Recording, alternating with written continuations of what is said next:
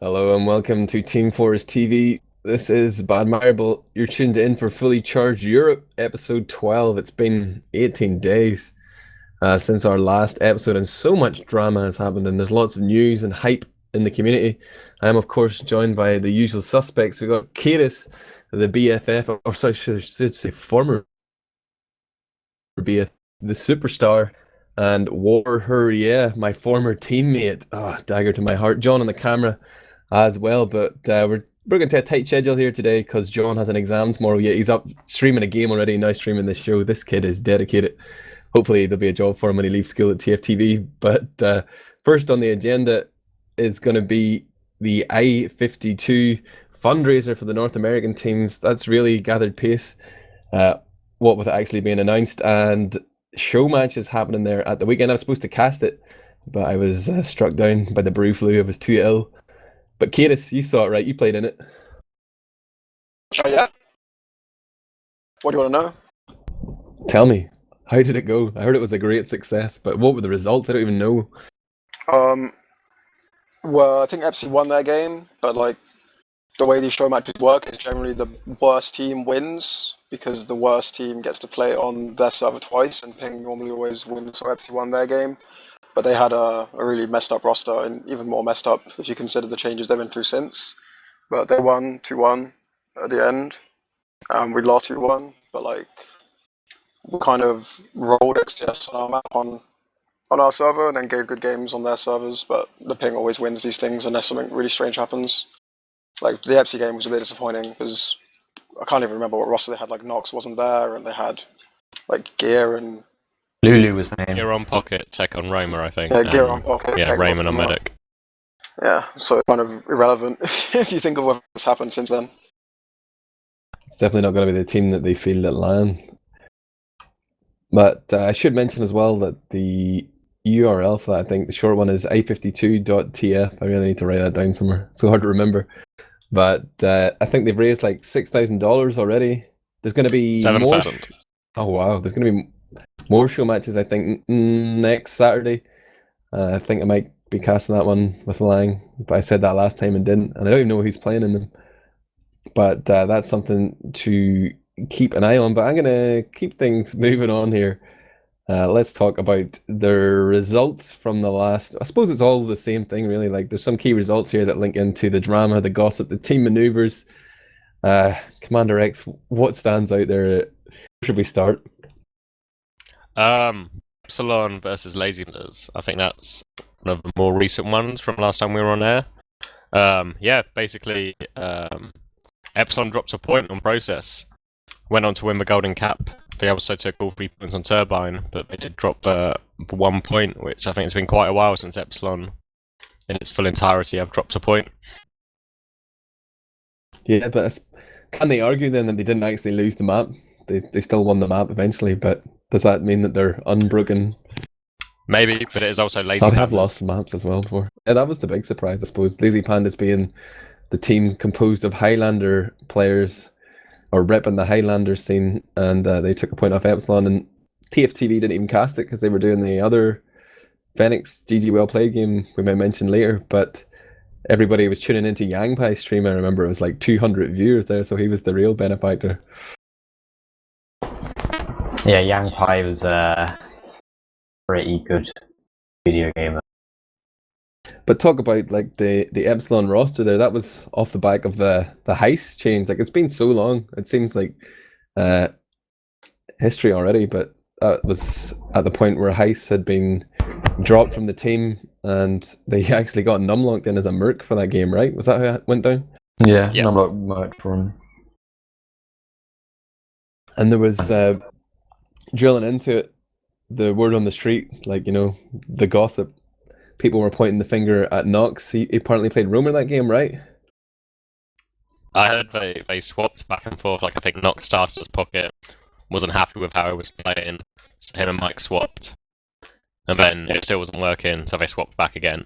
So it just seems like a bit of a mess all around.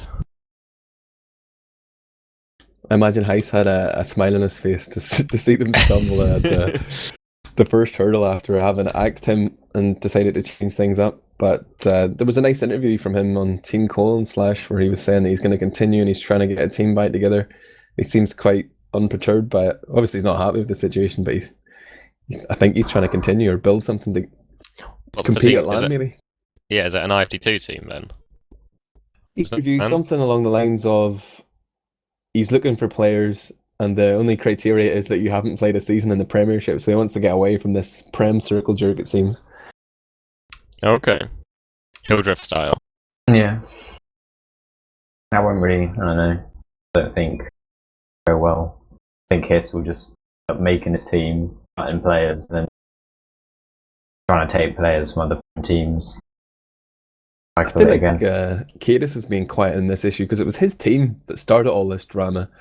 It was those BFF bastards beating Epsilon in practice that really started to unnerve Epsilon and led to them making all these various roster changes, right? Tell us about it, kaidus.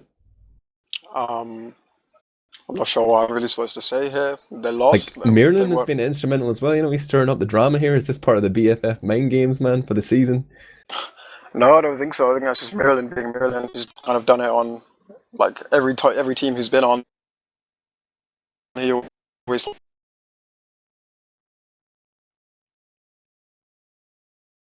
trolling, and anyone that knows Merlin wouldn't take it seriously. But obviously, Epsilon had like already existing problems, I guess, and Merlin just kind of played on them, like not really that intentionally. He would do this whether it was a fluke or not. He was just kind of messing around in his own way. But obviously they weren't confident, so they got upset by it.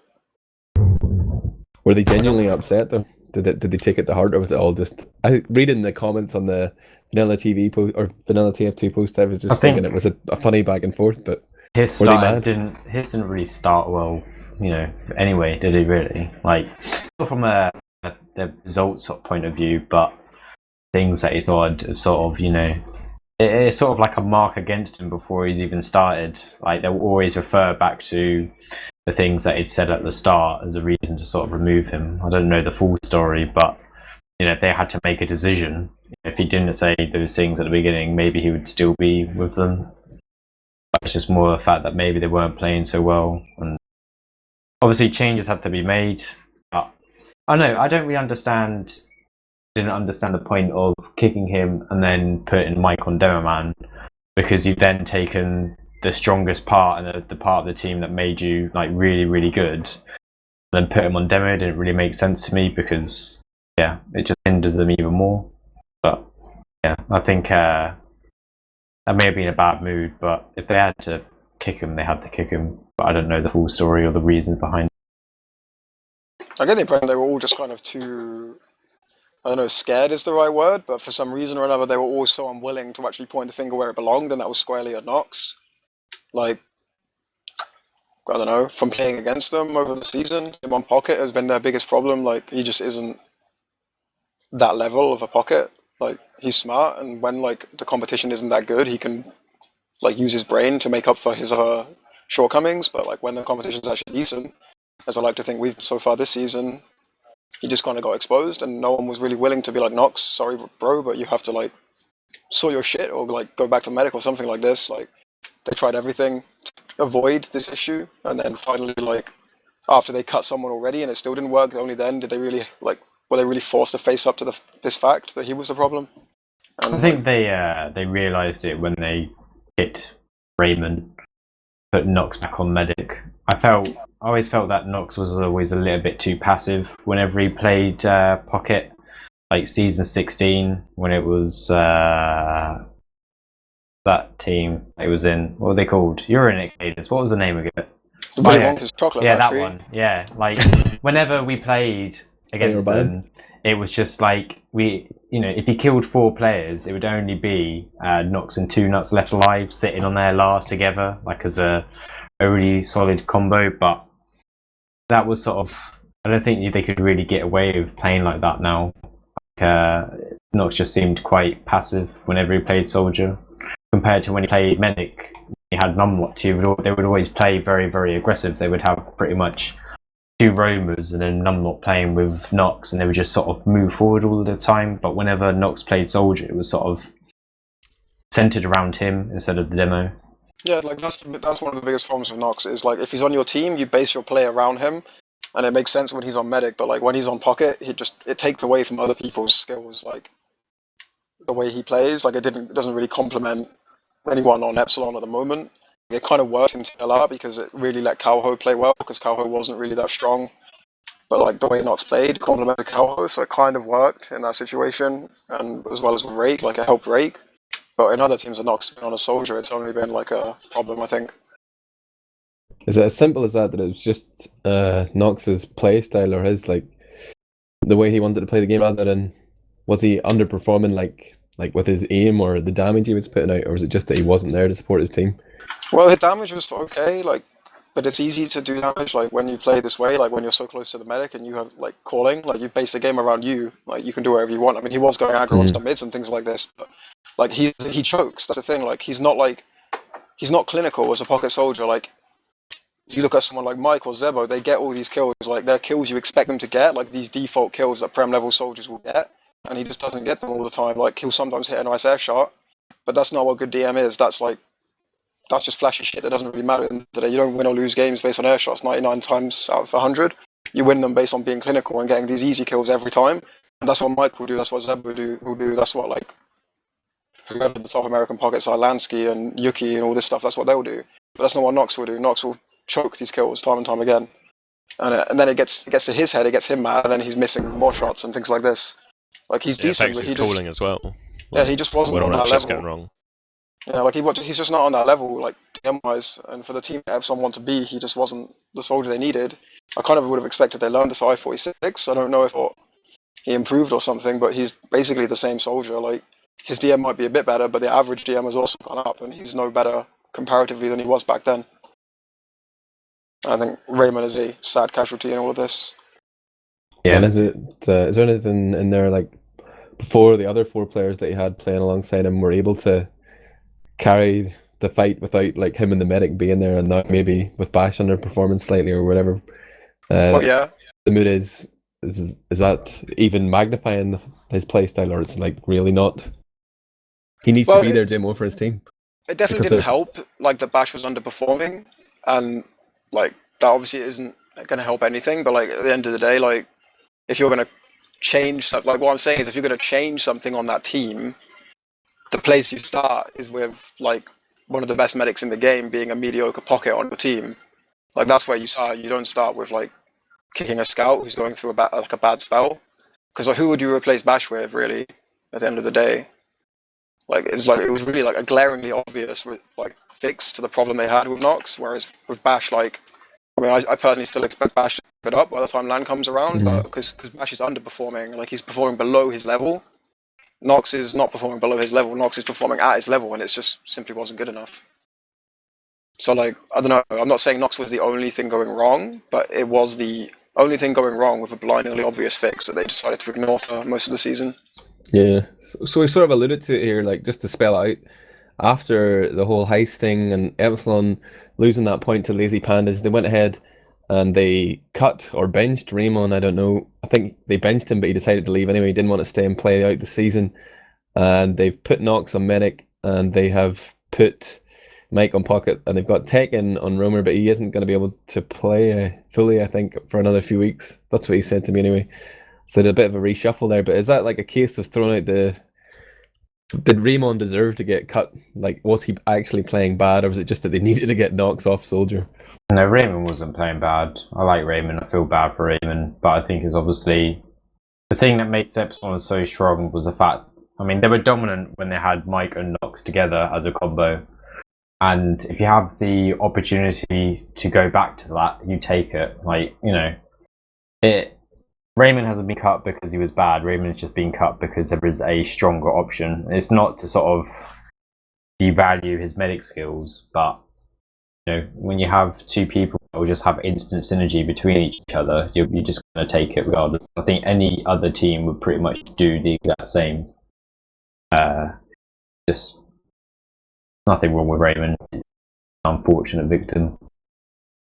Raymond still had some room to improve. Like his mechanics were pretty good. His decision making wasn't wasn't at the same level as other medics, but you wouldn't really point the finger at him. Like, something I didn't really touch on before was also like the fact that Knox being on Pocket kept Mike off of Pocket. Like, if you look at the I-49 Epsilon team, if you were gonna pick out like actual like in-game performers, taking away like comms and strategy and what goes on outside of the game, if you're gonna just look at like the brutal skill going into the game, like for me, you would pick out Numlocked, Stefan, and Mike on Pocket. Like, and if you take away all three of those things, you take away what was really so special about Epsilon in the first place.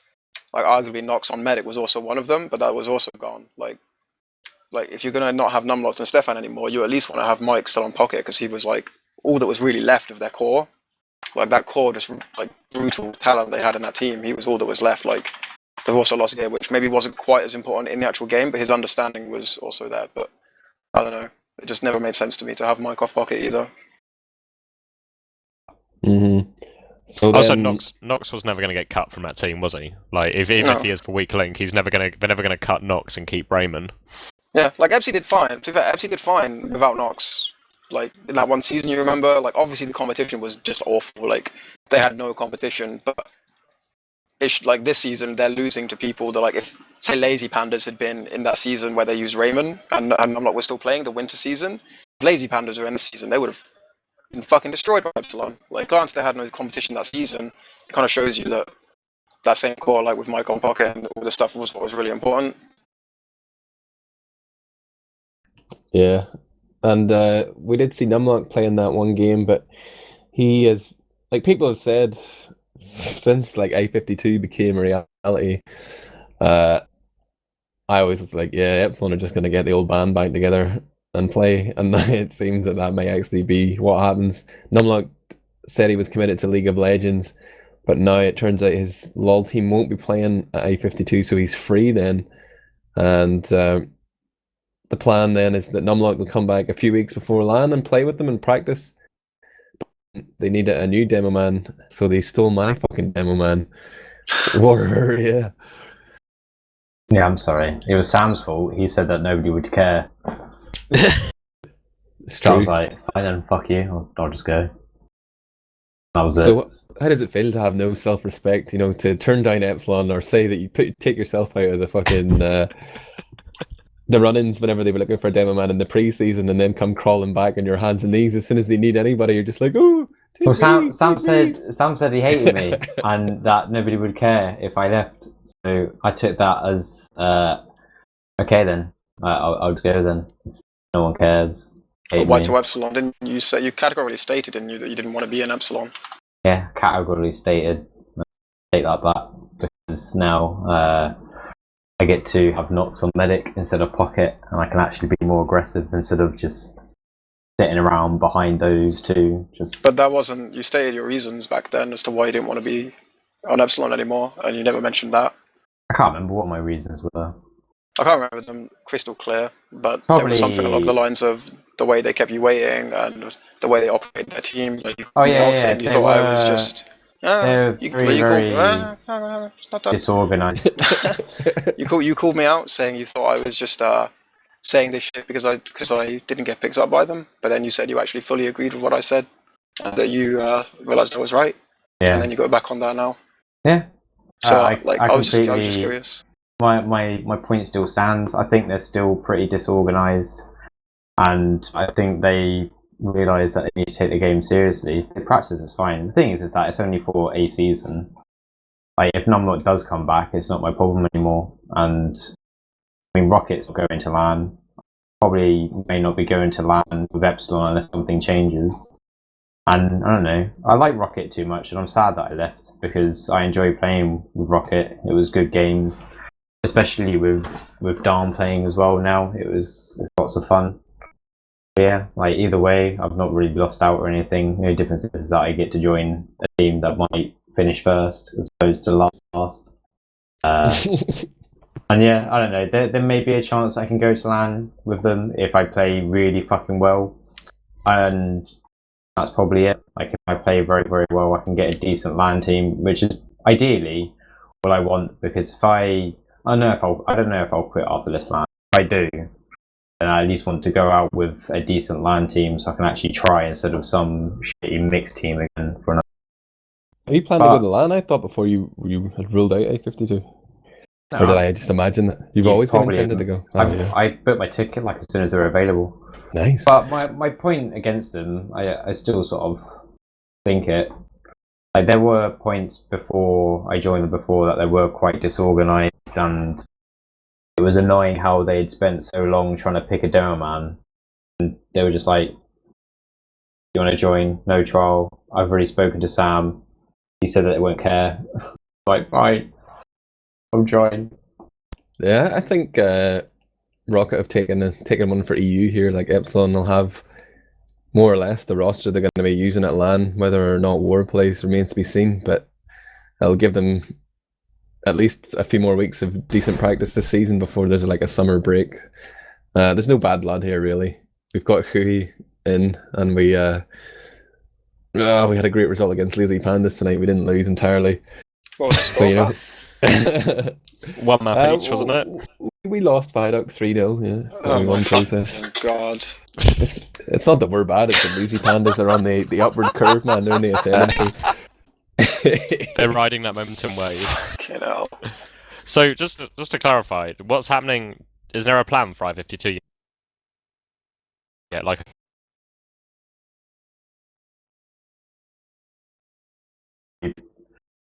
What, me? Thanks, John. Well, from my understanding is that I'm playing them for the season, and I guess that if Numlocked, I don't know, it depends. If I do very, very well, and they sort of like, oh man, this guy's actually pretty good at video games, maybe we should keep him on because we're doing pretty well and we're on the up and up. And yeah, so my understanding is, personally, if I do fucking well, then yeah, I might get a chance to play for them at LAN. But so far, my thoughts are that I won't be. But either way, I'm still going to try. I want to win. I just want to play video games and I want to win. So yeah, if I get to play them at LAN, then fantastic. If not, then I'll cast instead. I think if they are performing well with you, it'd probably be wise to keep you on, because I'm not saying it would necessarily be the case, but I think Numlocked also took one quite long break from TF2 before. It was quite a few years ago now, but then when he came back, it took a long time to get like really good again. Like he was still decent, but he wasn't like this like beast that he is like when he plays at his best. It took him like a long time. I couldn't say how long, but more than like 3 weeks. Like I'm talking like a season and a half. Wasn't it like the season before Infused? Like yeah, it was roughly around the time of Infused, and like I remember him coming back, and I was like, because I was it was the Twisted Play team, I think, before TT Sports and all that lot. I'm pretty sure it was before that, and then with that they would then get into it. Yeah, because like I remember like I was just like a Div 1, Div 2 player, and Numlocked was already in Prem, and I would like watch him. I never really got much of a chance to play against him, and then he came back, and I was just like, this isn't the Numlocked that I've watched and stuff. And then like, but a season and a half later, like it was like black and white, like he was back to it completely. But it did take him months. Like I'm not sure if it would be the same now, because obviously he has a lot more years into the game, and he obviously got better and better than he ever was in that day. But I think it would still be quite a gamble to bring him back with only a few weeks to get completely back into it. Yeah, it has against arguably stronger competition than he's ever going to have faced before playing TF2. Like the American teams this time look really, really fucking strong. And I mean, I know that Numlocked was at LAN when Mix-Up came, but that Infused was garbage and not really anything to really base anything on. So, like, for Numlocked, it would be the strongest competition he would have ever faced, I think. And to come back to that with only 3 weeks of practice would be a huge gamble. Especially at a time when you're not really guaranteed practice. Sure, there'll be teams practicing for LAN, but it's not like the middle of a season where everyone's super active.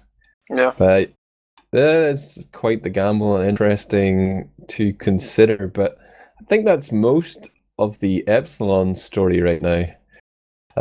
So far this season, but then recently we've also heard that Clar got cut from Fenix and he was replaced by Salmon, and the game after, the game where Salmon first played, Fenix ended up taking a map each, them and GG well played. That was the game that was happening at the same time as Lazy Pandas took the round off Epsilon, but it was a close game. But is anyone interested by these maneuvers? Like, what does this mean for the playoff spots? Fenix weaker or I thought stronger? I was speaking when I was trialing for Fenix. I did say like to them that like the thing is I think they've got probably one of the best scout partnerships in the game, and I think that with Rib, their weaker part is the soldiers. Now Kalari's not the best, but he's certainly improved. Like I used to shit on Kalari all the time, and it used to be sort of like a recurring theme every week for me where I'd shit on Kalari in some shape or form. But now he's actually doing really, really well. And Clar's a good player. Yeah, I think he's doing a lot better than what he has been. I mean, I don't think he's terrible now, but there's ways for him to improve, and he certainly has. I mean, I used to absolutely think he was garbage, but now he's not as. I think with Clar, he's really, really good in terms of DM, but when he plays, he sort of has a negative vibe around him. Whenever something goes wrong or things aren't going to plan, he'll sort of start whinging and stuff like that. I don't know if that was the reason why he got kicked. Yeah, it was. Yeah, I think it was. I merked for Fenix. I don't know, less than a week before Clar got axed, and it was like, I think Ips was also merking. Like Ips was merking for Kalari, and I was working for Rib or something like this, and we were just like talking on Steam like while it was happening. Like, what the fuck is going on in this team? Like it was just Skeege and Clar, like me. Like Skeege says one thing, and then Clar just won't shut the fuck up about it. And you know what Skeege like once it's going, he doesn't stop. So that like combination of those two guys together was like, it was a killer for that team atmosphere. Yeah, I think I said to Skeege at the start when I was trialing for them, I said you guys could do really, really well, but you might have to consider getting rid of Clar, because everything in their game was pretty much good until Clar started talking.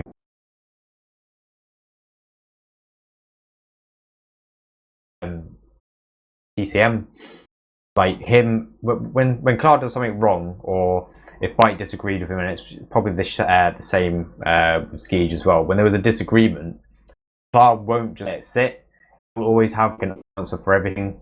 And obviously, when you're in the middle of a fucking game, you just want somebody to sort of go, okay, yeah, well, yeah, that's it. That's it. New round. It will just stop. You start a new round completely fresh if you lost one. But Clar will just whinge. It's a shame because he's a good player, but he just shut up. That's it.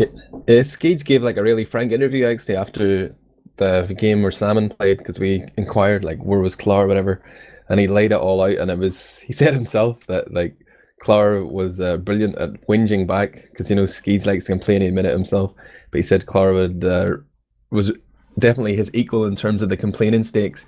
But I sort of challenged him and said then like, are you happy then to have a soldier that's slightly worse in terms of deathmatch, just for one that's a bit smarter or a bit more considered in his play? And he says no, it was really mostly about the atmosphere, and he didn't like the combat on the comms between him and Clar, I think.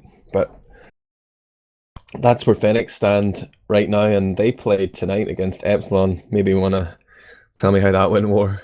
First map was a roll because Tech just destroyed everybody, I think, most of the time. Process was a little bit rocky. We were like 2-0 down, and then we won 5-3. But it went. I was expecting the games to be slightly closer just because of the changes that had been made. Mitzi was playing instead of Bash. I was just playing. Well, it was my first game again. I think the last. How did you expect Process to be closer than what it was? No, I mean I expected the entirety of the game, so I didn't expect Viaduct to be as easy. Okay, I see. And yeah, I thought maybe the games were good. It took a little while for me to sort of get into things. Viaduct was easy for me because it's a very one-dimensional map. It's one sort of objective, that's it. And Process, it took a little while for me to sort of get into how they play and stuff like that, because last time I played with them, they didn't really want a pocket demo because it was just Knox, and that was being always with the medic. But on Process, I got to sort of be the pocket demo, which is how I play, and I liked it anyway. We did well after the end. We started putting it together. Close game, it was good. GF18's absolutely amazing. I don't know how he can get any better, but he is so good. Is he the scout that Epsilon should pick up for LAN? He's a scout that should be in a better team, but my goodness, he is absolutely well. I'm really, really impressed by GF. He does really well for that team. Yeah, he did so much work when I was watching, not just on Scout, but whenever he swapped to off class as well. He always got something done. Yeah, Walters played well today as well. I've always been a little bit critical of Walters recently because I felt that he hasn't really been performing. He's sort of not really been showing up to the games, but this time he actually did really well, and he wasn't. He's been playing the last couple of months. Having said that, when you've got GF18 on your team that consistently carries for them, it's sort of hard to sort of outshine him, but I think he played well again today as well. Also, Fenix definitely could have got like a golden cap out of process but when it was 4-3, and they Epsilon had a really bad Uber on CP2. Like I think Knox dropped Mike, but Ubered like after he died and had to run back an Uber with War. So basically, Fenix got CP2 for free, and all they had to do was wait for people and push last. But they just pushed last straight away with just Rib and the Scout, and they just didn't get any frags with it. From that, they got pushed all the way back, and eventually lost a round, and that was with I think 2 minutes left or something. Yeah, they did. I think we were winning by. Yeah, we were winning. It was 4-3 at that point, I think, and they were. Yeah, they at that point, they were doing some weird stuff. I think at that point I actually thought, oh shit, this is really, really, really bad, and then just pushed in. And they carried on doing that when there was still plenty of time. I mean, we were able to get another round. That's how much time there was left. But they I think they rushed themselves a little too much. Having said that, they were probably thinking they were doing, I mean, after getting destroyed on Viaduct, they were probably doing a lot better than what they were expected. So they're trying their hardest to get something out of it. I think they just sort of were a little bit too quick, or just rushing the stuff that they're doing. Crib writes in chat, he had 2 stickies loaded at that point when Ski Tubed through the door. Yeah. Excellent. Yeah, he said in the interview afterwards he thought you yourself were in a worse position than you were, and that you'd be an easy kill, but you were quite far back, and you just foiled all those plans. But yeah,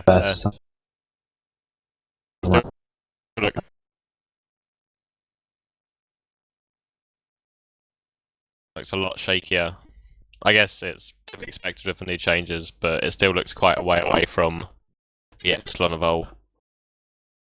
Another result of note in the last 18 days was 425 versus BFF. They didn't win or get any points from the game, but they really seemed to make a go of it. Was the game close, or was it? Did I hear at the time that kaidus was having problems lagging out? Was that what it was? It was a close game, sure, but extenuating circumstances, I think. I mean, I was playing at Shintas's house to begin with because my internet went down, and then we had to change servers halfway through because I had 300 ping. We dropped at least 1 round, arguably 2 rounds because of that, so they played well, but I think they had a little bit of help. Probably shouldn't have been quite as close as it was, but I don't know, I can't remember. It felt like we were going to win the whole time, so I have decent memories of it, but I can't really remember, honestly. Blame the lag, it was the lag. We're the best, they're the worst. 425 seemed to be sort of living up to the Dark Horse tag, or at least giving people a run for their money. Yeah, they fucking pricked everyone. They pretended like he wasn't going to play, and they weren't going to play seriously. They were just playing for fun, and they didn't have a full roster and stuff, and then all of their team from last season was pretty much playing every night. Yes, that always happens though. Somebody just goes, "Yeah, I'm gonna have to take a break this season." And it's oh wait, I actually got more. I thought that if they had Kenzie, they would do really fucking well. I'm glad that they're doing well, especially as obviously the GG well played. We need at least one decent Russian team in Prem. Hey. What is the status of GG well played? That was another rumor that had been flying around. I definitely heard it within the last week after that Fenix game that they were going to fold because GDK couldn't play or something. Is that true, or is that just bullshit too? I'm asking right now. I've already asked him. I'm a step ahead. He said they're definitely not folding. They're taking a break at the moment. They are looking for a new demo man. They don't know. They have no idea who yet. How are they taking a break? Is an alcoholic. I'm not sure. They played today. Taking a break. It's the middle of really take a break. Taking a break. What don't you understand? They're taking a break. taking a break. I don't Yeah. really understand how that's Take- going to work. You like, yeah. Have you ever taken a break? You know when you do Have something you ever and you taken stop. a mid-season break, kaidus? I Bas- think I'm following. taking a break. Glad we were able to explain Thank you, that. everyone. You've really cleared up the problems I had with the situation. Well- As far as I know, you don't know who the Russian They're going to get speaker. sick. Sickless. Hitman would be Mm. really good. I liked Hitman. He was a good gamer. Sickless I don't think would really Sickless would just be a direct exchange for GDK. Like someone's possibly quite toxic for the team because Sickless doesn't really contribute anything, doesn't really speak, whines a lot and stuff like that. And I'm pretty sure that's what GDK just does. They could just go international and get Hitman's the Mighty same back. as well.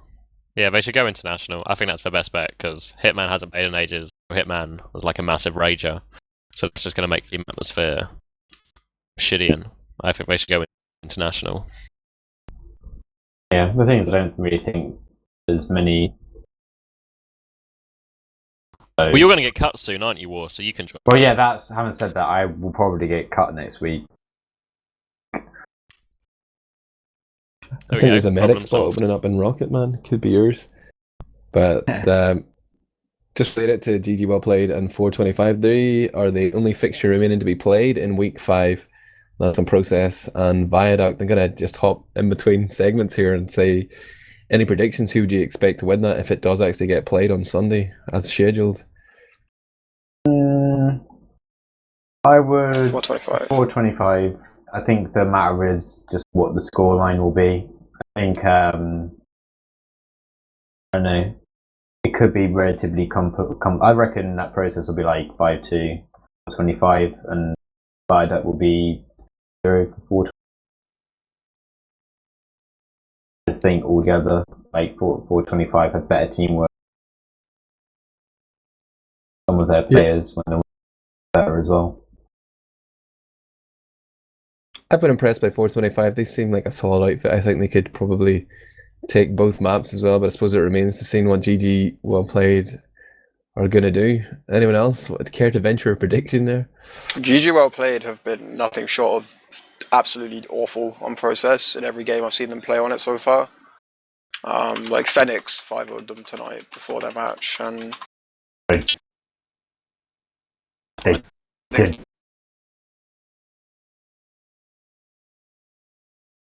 One of them playing a game on process that they won, like in a PCW.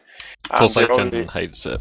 And yeah, the only games I have either been involved in or heard about have been a 5-0 or a 6-1. So I think that one's pretty much in the bag for 425 unless something very odd happens. As for Viaduct, I couldn't really say as I haven't seen 425 play it, but I would assume that... Well, actually, I can say this. GG Well Played, we played them on Viaduct, and their only real good, decent play came from Forsaken sniping, but Kenzie is going to put an end to that, I think, so I don't think they have much of a chance there either. Also, I wanted to say something a second ago when you were saying you think it should go international. I completely disagree. I think they need to get out of this ridiculous circle they keep going in with GDK and just forget about that guy and find either find an upcoming Russian demo. I don't know if there is one, but at this stage they need to just stop making the same fucking mistake with this guy. Like I said this at the start of the season. If they folded, it would be because of GDK, and if they didn't fold, GDK would still leave, and now he has left.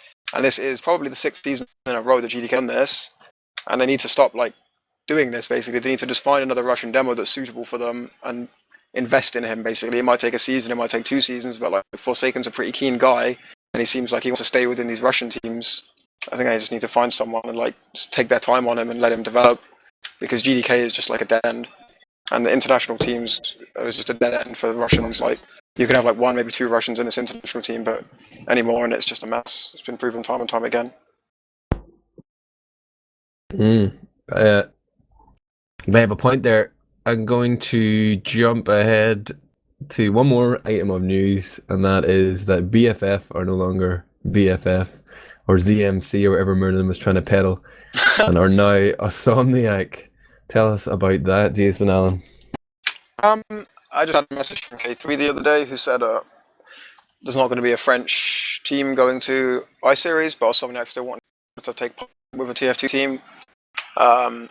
He presented me their offer. I talked it over with the team, and there's a penalty to Brazil, I think.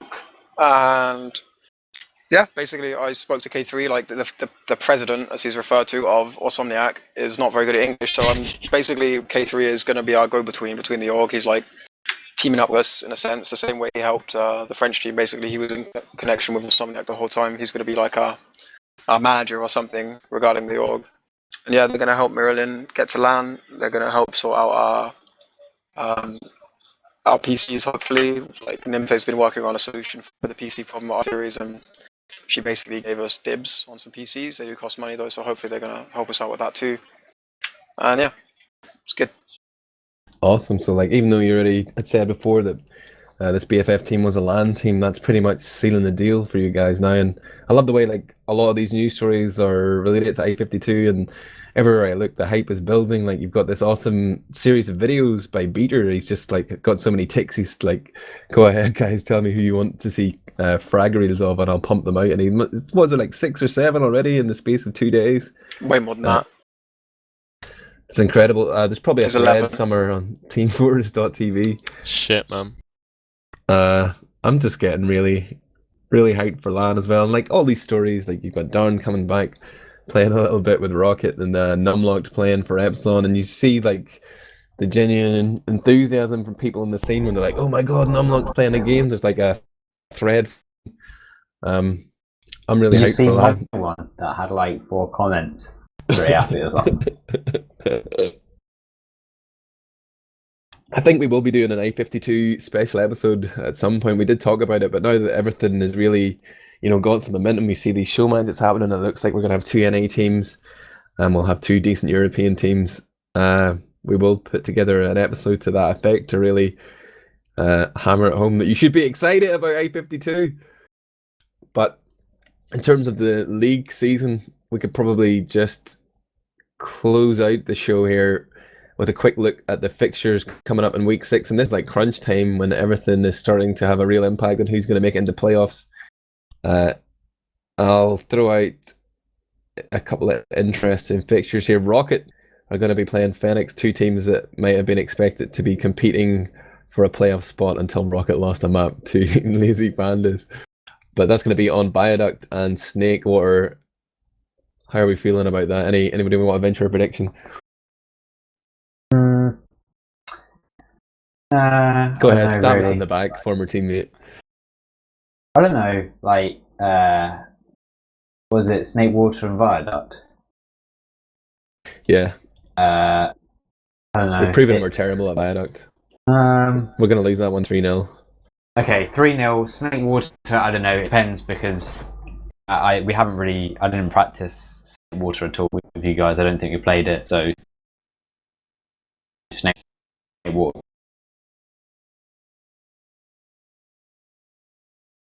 Fenix versus Fenix. Rocket. Sorry. Are we playing on Sunday as well?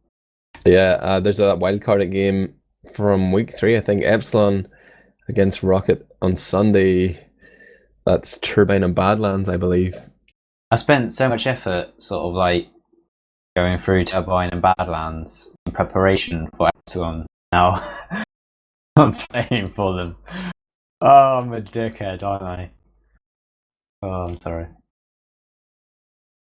Yeah, I think think Rocket are Fenix going to will lose. win. I think Rocket has one in the bag. No, we're going to lose for sure. Except the back has a hole in it. Well, the Finns don't understand, or I don't know. They struggle on Viaduct. I struggle too. Does Don use gunboats, or is he still? Nah, mate. He's still Gunboats, using what are they? shotgun. Yeah, I thought he was. I never really sort of remembered until I thought about it today. Like, he ever used gunboats when he was roaming, and I always remembered he just used his shotgun all the time. Such an old-fashioned guy. I'm looking at the other week 6 fixtures, and I think I maybe oversold week 6. We got 425 versus Epsilon, TG Well Played versus Insomniac, aka BFF, and Lazy Pandas against Saints. Will all those games not be pretty expected to be one-sided? Can 425 cause an upset against Epsilon? The dark horse? Will they continue?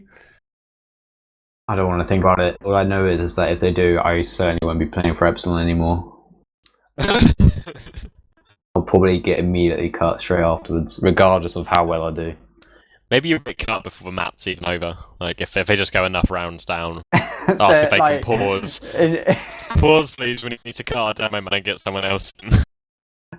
No, my luck, that could probably happen, yeah. I'd be surprised.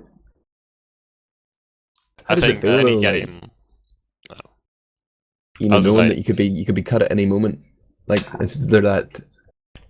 Does that fear make you play better War? Not really. All I know is that the way that they play now is the way you always played and used to playing. So it should fit in a little bit better. I mean, if they play the way that they did now, like with Hiss, I don't think Hiss would have been kicked. Who knows? I don't know.